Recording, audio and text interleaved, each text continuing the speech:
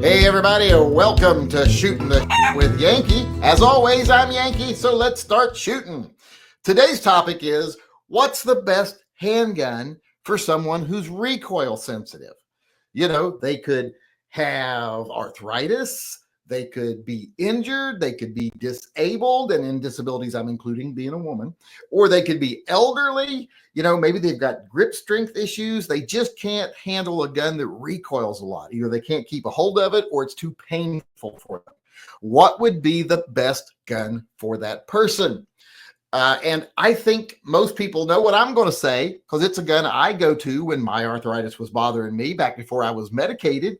And it was a gun that I occasionally go to, and it's still a gun I occasionally go to when I want to. And it is a Chiappa Rhino, preferably a 40 DS. Those are awesome. 30 DS is good too, 20 DS, whatever, because they make great carry guns. If you want to take it to the range or for home defense, 60 DS. They really do absorb recoil like you wouldn't believe.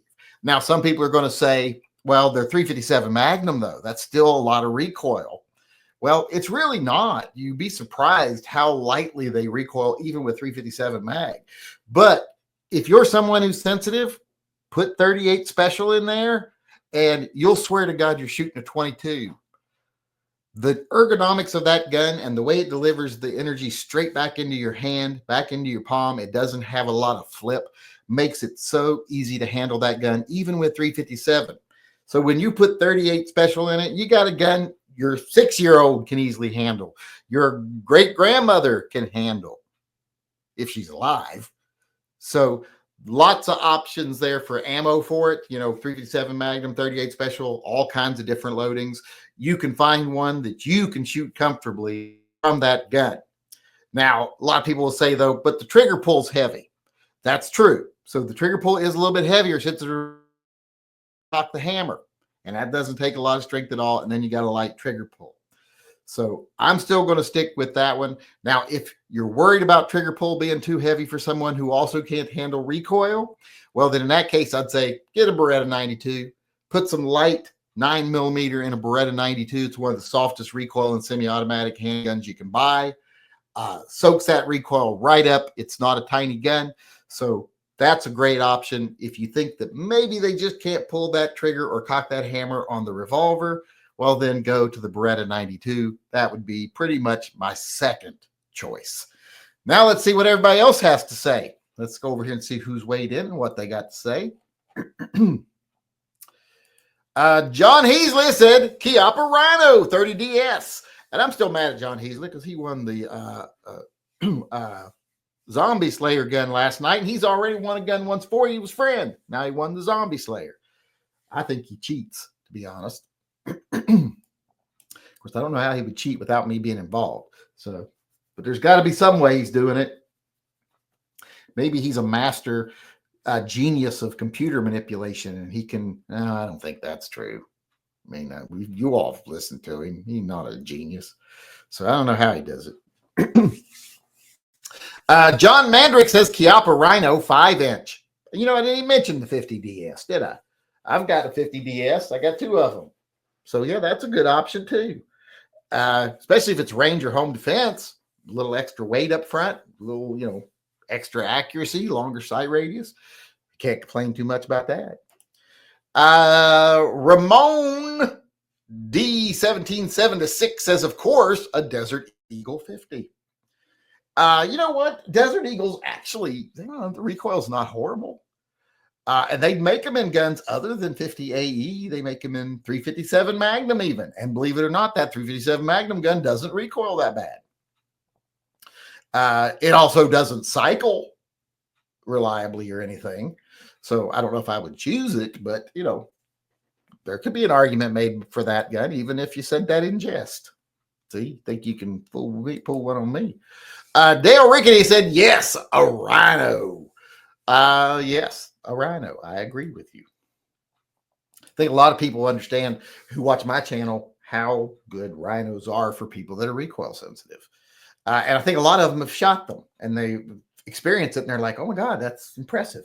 Even that weird looking grip that I did not like when I first bought the gun and changed it to a more traditional grip, I go back to the originals because they're just they're just like they're designed for that gun, I guess. And which, surprise, surprise. Brian Hendricks, I like my Gerson 1911 SC 3.6 inch and 9mm Goldilocks gun. Taurus TH9 full size is pretty smooth, just larger. A 1911 and 9mm is a fairly soft recoiling gun. But then again, it's in 9mm. Although, like I said, that is perfect for elderly old women, a 1911 and 9mm. So I'm assuming Brian Hendricks is either an elderly old woman or just like 9mm and 45s, or excuse me, in 1911s. Aaron talks firearms.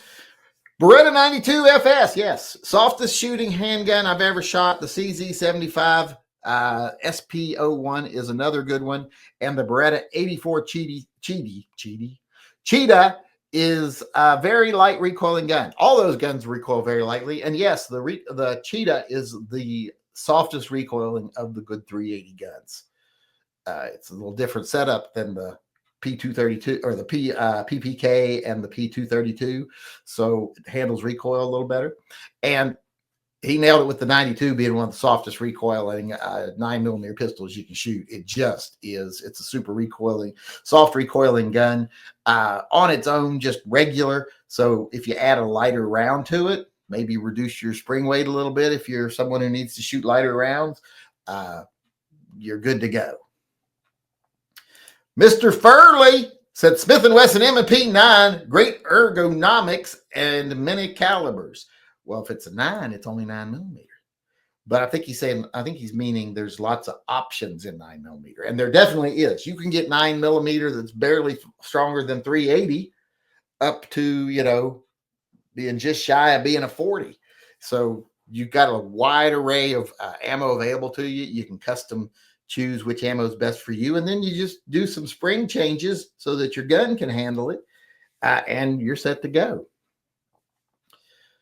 Practical Bacon says 357 Magnum revolver loaded with 38 special. That's what I have people use who haven't shot before. That's something I always respond to when people send me like, I want to get my wife a gun, but she doesn't like, she can't really handle 357 Magnum, so I'm going to get her a 38 special. And I always say, no, get her a 357, just shoot 38 special through it. Because if she can't handle the recoil of the 357 in the gun made for it, well, she might have a problem with the lighter weight 38 special guns. So get her the heavier 357 Magnum, sturdier, bigger, heavier usually, and shoot 38 through it. You're making it even a lighter recoiling round, and you're doing better there. I think people drop down to the 38 special when the 357 would serve them better in the long run. And if she wants to practice and everything with 38, but still carry 357 Magnum, knowing adrenaline's going to give you a little help, there's a good option there. You got that option. Chunky D 7-7 says Smith & Wesson equalizer, and it has an internal hammer. The Smith & Wesson little equalizer thing, those are didn't they make them just to be soft racking and easy recoiling guns? Wasn't that what they were originally made for? Like that, and the Smith & Wesson EZ and all that stuff. So it seems that would be a good choice. Wheels and Saddle Garage says steel frame 32 H&R mag charter undercover no, it's undercover angel, I think. Steel frame 32 H&R would not be too bad. The only thing I would say about that though is with a 357 Magnum, you got the option of shooting 38. With a 32 H&R, you pretty much shoot 32 H&R. It's not really is there a loaded down version you can shoot in that? I don't know. Micah D says 38 special with wad cutters. Wad cutters usually are loaded down pretty good, like cowboy loads, things like that. That really does help with the recoil. Like I said, if you've got a 9mm or 3.7 Magnum, there's such a wide variety of of loadings when it comes to power that you can pretty much choose which one works best for you. Mark Calkins said 32 H&R Magnum revolver because you can also 32 Smith & Wesson long. I didn't even think about 32 Smith & Wesson long. or even 32 Smith & Wesson 22 MMR revolver, also an option. 22 Magnum and things like that are awesome, recoil-wise.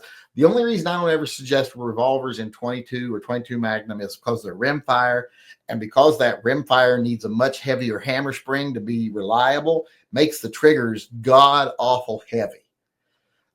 So that was the only reason I'd stay away from those. But the 32 H&R Magnum, like you said, yeah, you can shoot the longs in them. So John and Mandrick chimed in but didn't say nothing. He didn't have an opinion, I guess. Felice Shanice says PX4 Storm and 9mm. That is a very soft recoiling gun. I would bet that the Cougar would be an even softer recoiling since it's all metal. But I don't have a Cougar. I want one, but I've never gotten around to getting me one. But I still want one. Ghost Shadow said 2mm pin fire for recoil sensitive, packed reported. Yeah, I don't think most people are going to resort to that. I don't think most people need to shoot a lot of cockroaches. Mark Lax, Ruger Security 380, great for people with hand issues. I'll have to take your word for it. I haven't shot the Security 380, but I bet it is. I can't imagine why it wouldn't be an easy shooting gun.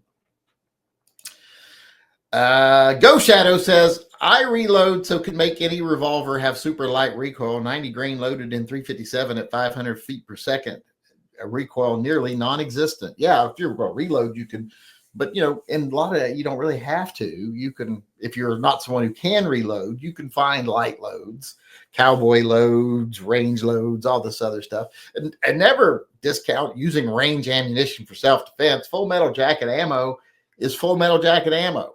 It's going to go through its target. It's going to penetrate. It's going to do some damage if it's anywhere near a decent caliber. So a lot of people think, well, I can't use this. So shit hit the fan ammo. It's range ammo. It'll still get the job done.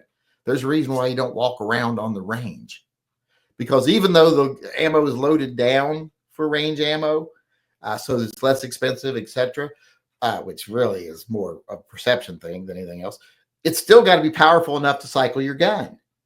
If they made it to where it was just too light, it wouldn't cycle your gun. Nobody'd buy that ammo. So it is viable. You can use that, for regular use if it hits the fan. So don't discount that. That looks like everybody today that's going to weigh in here. A lot of suggestions there. And remember, if someone is recoil sensitive, check out different guns. Don't hand people guns they can't handle. If someone can't handle a gun, be considerate of that for whatever their reason. Whether, like I said, they're handicapped or just a wimp.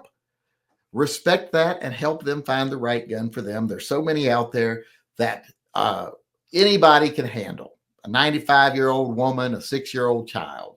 So be considerate of their issue and help them find the right gun. And instead of making someone feel bad about themselves, maybe you'll win someone over to the Second Amendment. We'll have another 2A voter out there. So with that being said, I want to thank everybody who showed up today and everybody who weighed in. Hopefully most of you are sticking around for the open chat afterwards. If you're out there in YouTube land, what do you think? What's a great option for someone who's recoil sensitive? Let me know in the comment section below. And if you want to weigh in on one of these topics in person or stick around to the live chat afterwards for the open chat, come on into one of our live chats. We do them every night, 6 p.m. Pacific time, except for Wednesdays when they're at 7. Hope to see you at one soon. Until then, remember, always carry and stay safe. Until I see you again.